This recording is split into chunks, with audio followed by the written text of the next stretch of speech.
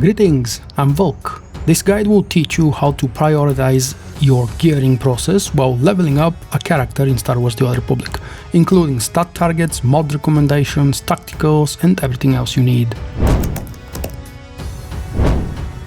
To have a consistent and less distracting experience, you should ignore gear drops entirely and equip a set of moddable armor that you upgrade from the fleet.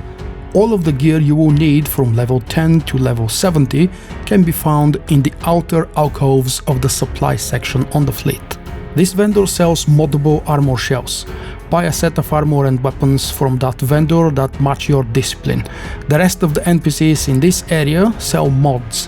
Stop by them every 4 to 8 levels for a full set of mod upgrades. You should also complete the Introduction to PvP mission, available from the PvP mission terminal in the combat quadrant on the fleet. It will reward you with a full set of accessories, which you will not find very often while leveling up.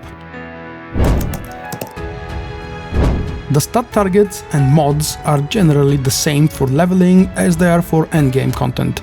I strongly recommend that you level as a DPS. Tanks and healers take a lot longer to defeat enemies. Here is the priority list and percentage targets for accuracy, alacrity, and critical. Accuracy is less valuable in low-level content, but it has its use cases and it is a nice training to get used to the stat priorities for when you hit the endgame and this really starts to matter. You have 9 pieces of moddable gear, so you will need 9 mods, 7 enhancements, 7 or 8 armorings depending on the offhand, and 1 or 2 hilts or barrels depending on your weapons. As a DPS spec, these are the mods you should get. To make things easier, you should always get your accuracy and alacrity from the moddable gear pieces, as you are less likely to have access to up-to-date accessories while leveling. Prioritize crit from these items.